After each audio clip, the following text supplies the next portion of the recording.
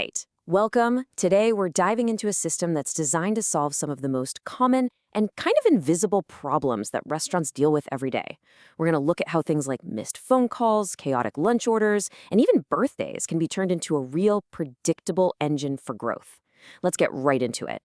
So, we've all been there, right? You find the perfect spot online, you're starving, you hit that call button to place a pickup order, and nothing. It just rings and rings and rings. Now, for us, it's annoying.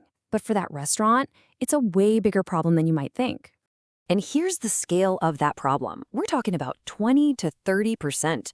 During their busiest hours, restaurants are turning away almost a third of the people trying to give them money. That isn't just a missed call, it's a lost order, it's lost revenue, and, it could be a customer who never calls back. It's a massive leak in the bucket. But that missed call, that's really just the tip of the iceberg. It's actually just one of 3 huge hidden problems that are quietly draining a restaurant's profits every single day. So let's break down what they are. So first, you've got those missed calls we were just talking about. Then there's the weekday lunch traffic, which can be totally unpredictable. One day you're slammed, the next, it's a ghost town. And finally, you have celebrations, things like birthdays. These are super high-value group dinners that most restaurants just don't have a good system to attract consistently. And what's so interesting is that even with all the apps and websites out there, after all that searching, what's the one thing most people do? They hit the call button. But when that simple connection fails, the restaurant isn't just losing a call, they're losing a customer. Okay, so how do you possibly solve all 3 of these problems at the same time? Well, the solution we're going to look at today is a single integrated system, a 3-part engine that's built specifically to capture all that lost demand. The whole system is built on these 3 pillars. You've got an AI named Iva that handles the phone. Then there's a platform called Lunchworm that solves the whole what's for lunch office problem. And third, you have automated birthday campaigns to get those big party tables filled. Let's see how each part works.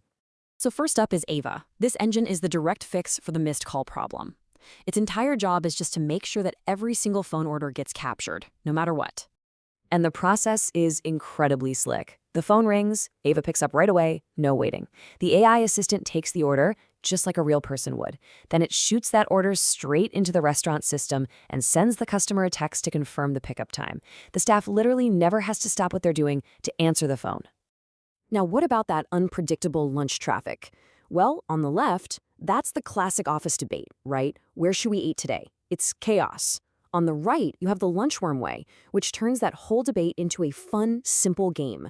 Teams can vote or spin a wheel, and once they pick a place, Iva automatically steps in to handle the entire group order. The third engine goes after birthdays, which, are one of the most profitable events a restaurant can host. It runs these automated ad campaigns that find local people with birthdays coming up. The system then sends them a special offer to bring in their entire group. It basically creates this continuous hands-off stream of large party bookings. So you have these 3 different tools solving 3 different problems. But here's where it gets really powerful. They're not just working separately. They're designed to work together to create this reinforcing loop, a flywheel that builds its own momentum. This is the network effect in action. A network effect is actually a pretty simple idea.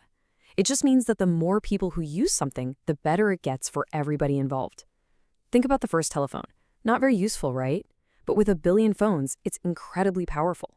So let's watch how this flywheel starts spinning for restaurants.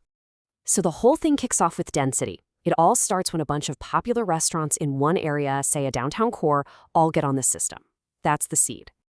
And now, because all those restaurants are on the network, the offices nearby suddenly have all these great new choices on the Lunchworm app.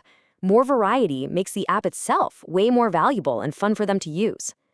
And because the app is now so much more useful, what happens? More and more office teams in that neighborhood start using it to figure out lunch. The user base just starts to grow all on its own, pulled in by all that value. And that's what completes the loop. More users on Lunchworm means more big, reliable group orders are flowing back to those original restaurants. Then, their neighbors see that success and they want in too. And the wheel just spins faster and faster, pulling in even more restaurants and more users. Now, when you see that flywheel spinning, you start to get that the big vision here isn't just to build another food app. It's about creating a fundamental piece of infrastructure for the whole local dining scene. And this chart really shows you the core difference. The big delivery platforms, they're basically logistics companies. They take a huge 20 to 30% cut, and they own the customer.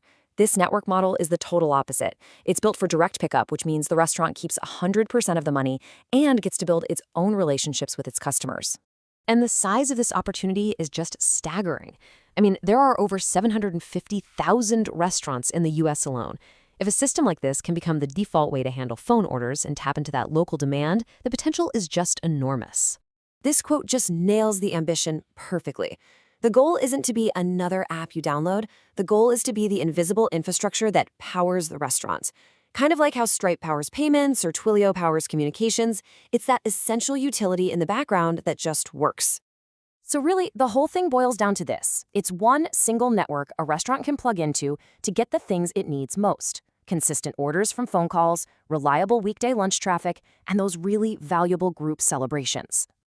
And that kind of leaves us with one final thought. In a world that's so dominated by these third-party delivery apps taking a huge cut, could a network like this, one that's focused on direct, profitable, and local demand, be the actual future of how we connect with the restaurants right in our own neighborhoods?